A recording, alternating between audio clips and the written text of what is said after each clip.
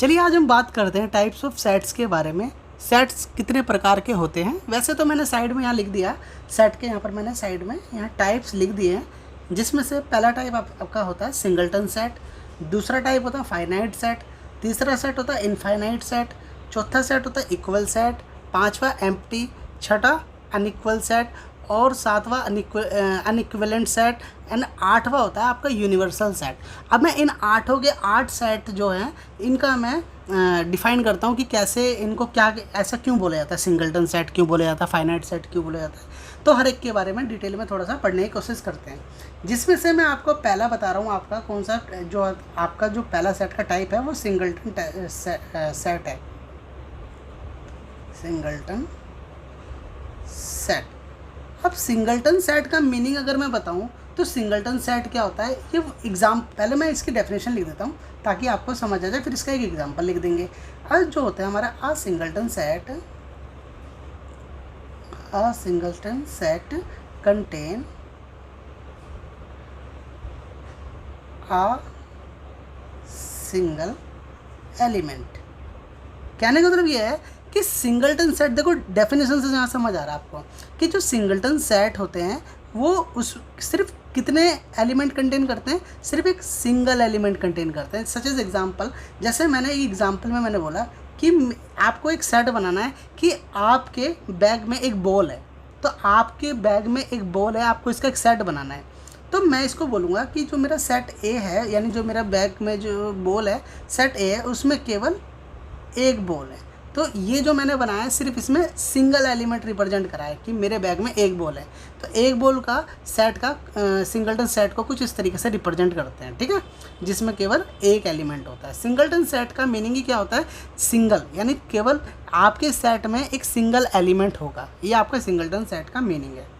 दूसरा सेट जो होता है आपका वो होता है फाइनाइट सेट। देखो नाम से ही समझ आ रहे हैं सारे सेट।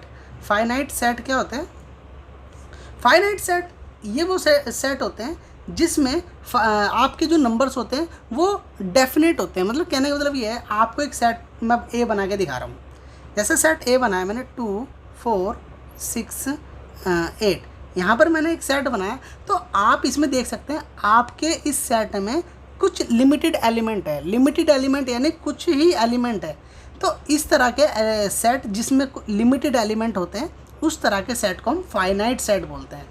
फाइनाइट सेट का मीनिंग होता है, सिंपली अगर इसका मीनिंग देखें तो they contain definite number of element is called finite set. यानी कहने का मतलब यह है कि इसमें क्या होते हैं, इन सेट में डेफिनेट नंबर ऑफ एलिमेंट होते हैं, ठीक है। फाइनाइट सेट में लिमिटेड नंबर ऑफ सेट होते हैं, तो ये होता है आपका फाइनाइट सेट। तीसरा सेट अगर मैं आपको बताऊँ तो वो होता है infinite set. Infinite set, infinite देखो इसका अपोजिट होता है। जैसे मैंने बोला चलो एक सेट बनाते हैं हम नेचुरल नंबर का, तो नेचुरल नंबर का सेट मैंने ऐसे बनाया 1 2 3 4, ऐसे करते करते करते मैंने डॉट डॉट से रिप्रेजेंट कर दिया। ये डॉट डॉट आपको क्या बता रहे हैं, ये बता रहे हैं ये सेट आपका कंटिन्यू रहेगा, इन्फिनिटी तक कंटिन्यू रहेगा। तो यहाँ पर आपको इस सेट में आपको नंबर्स ऑफ एलिमेंट पता नहीं है कितने आने वाले, तो ऐसे सेट जिसमें नंबर्स ऑफ एलिमेंट डिफाइन ना हो, कहने का मतलब डिफाइन का मतलब यहाँ पर नंबर से है कि इसमें अनलिमिटेड नंबर हो, तो उस तरह के सेट को हम बोलते हैं इनफाइनाइट सेट। इसमें क्या होता है, इसमें अनलिमिटेड नंबर्स ऑफ एलिमेंट होते हैं, चलते रहेंगे चलते रहेंगे चलते रहेंगे, ठीक है, कभी ख़त्म नहीं होंगे। तो ये इनफाइनाइट सेट का एक एग्जाम्पल होता है, ठीक है। अगर मैं फोर्थ टाइप बताऊँ तो आपका होता है इक्वल सेट। इक्वल सेट का अगर मैं मीनिंग बताऊं तो अगर इसमें जैसे मान लेते हैं मेरे पास एक सेट है, ए सेट है, इसमें मैंने 4 एलिमेंट लिखे 1 2 3 4। अब क्या हुआ, देखो नाम से समझ आ रहा सेट जो होगा वो इक्वल होगा। कैसे कि मैंने सेट ए लिखा है उसमें 4 एलिमेंट है, और एक मैंने सेट बी लिख दिया यहाँ पर, उसमें भी 4 ही एलिमेंट है। जैसे 4 एलिमेंट है, मैंने 4 एलिमेंट को उनका ऑर्डर चेंज कर दिया। मैंने यहाँ से लिख दिया 4 3 2 1।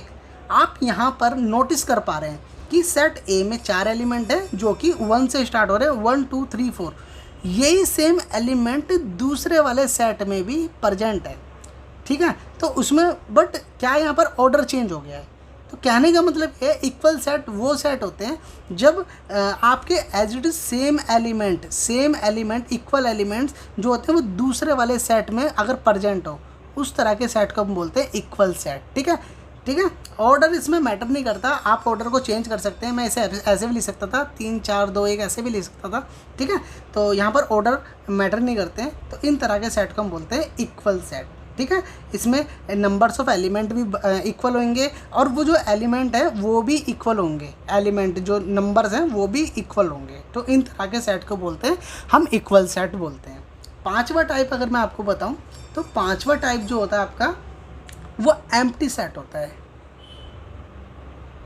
एम्प्टी सेट, कई बार इसको हम नल सेट भी बोल देते हैं, नल सेट भी बोल देते हैं। ठीक है, एम्प्टी सेट। अब एम्प्टी सेट भैया, एम्प्टी सेट ऐसा सेट होता है जैसे मैंने लिखा ये सेट है, अब इस सेट में कोई एलिमेंट ही नहीं है।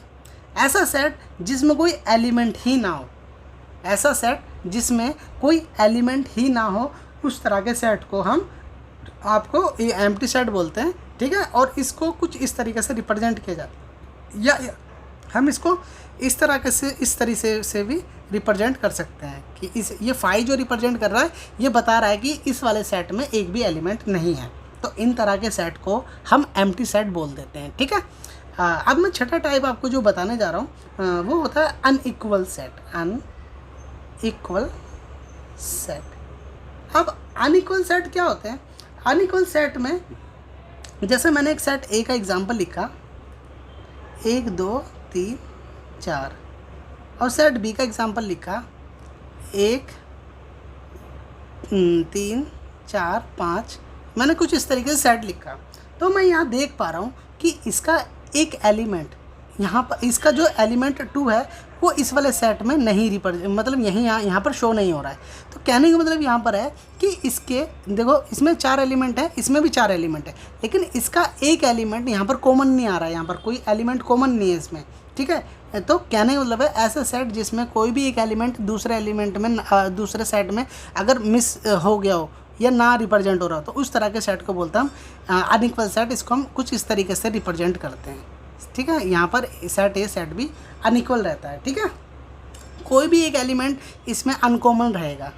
ठीक है, आपका जो 7वां टाइप मैंने यहाँ पर जो लिखा था वो आपका है इक्विवेलेंट सेट। इक्विवेलेंट, ठीक है, अब इक्विवेलेंट सेट का एग्जांपल अगर मैं बताऊं, इक्विवेलेंट सेट क्या होते हैं? इक्विवेलेंट सेट में क्या होता है? इक्विवेलेंट सेट में मैंने एक सेट ए लिखा जिसमें मैंने आपके एलिमेंट लिखे, जो एलिमेंट लिखे 1 2 3। यहाँ पर एलिमेंट जो है यहाँ पर नंबर है, और यहाँ पर एलिमेंट जो है देखो यहाँ रेड ब्लैक वाइट, यहाँ पर एलिमेंट जो है यहाँ पर कलर है।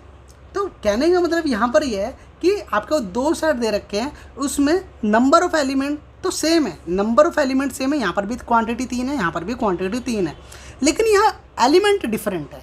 एलिमेंट डिफरेंट है ऐसा सेट जिसमें नंबर ऑफ एलिमेंट तो सेम हो, 3 एलिमेंट यहाँ पर है, 3 एलिमेंट यहाँ पर है, लेकिन एलिमेंट की वो जो कैरेक्टरिस्टिक्स है वो डिफरेंट है। तो इस तरह के सेट को बोलते हैं हम इक्विवेलेंट सेट, जिसमें नंबर ऑफ एलिमेंट आपके इक्वल होते हैं और इससे फ़र्क नहीं पड़ता एलिमेंट क्या है। ठीक है, नंबर्स ऑफ एलिमेंट देखेंगे कि इधर 3 क्वांटिटी है तो इधर भी 3 क्वांटिटी है। 8वां अगर मैं आपको टाइप बताऊं तो 8वां होता है यूनिवर्सल सेट। यूनिवर्सल सेट का एग्जांपल मैं कुछ इस तरीके से बताता हूं कि इसकी ना पहले डेफिनेशन लिख देता हूं ताकि आपको बेटर समझ आए। A set which contain all the sets. देखो ये वो सेट है जो बहुत सारे सेट को अपने अंदर कंटेन करके रखता है। कहने का मतलब यह है, यहाँ पर ये है जैसे सेट ए है, यहाँ सेट ए को 1 2 3 लिख लिया मैंने। यहाँ सेट बी है, यहाँ लिखा है 4 5 6।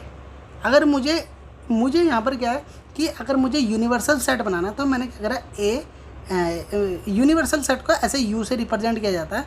तो यूनिवर्सल सेट क्या निकल के आया, इन ये दोनों के दोनों सेट कंटेन करके रख लेगा। 1 2 3 4 5 6, यानी ये 2 सेट से जो मिलके जो सेट बन के आया है वो हमारा यूनिवर्सल सेट बन के आया है। इस तरह के सेट को हम यूनिवर्सल सेट बोलते हैं। ठीक है, होप कि आपको ये वीडियो समझ आई हो। अगर आपको ये वीडियो समझ आई हो तो वीडियो को लाइक शेयर सब्सक्राइब जरूर कीजिए। So thanks for watching this video.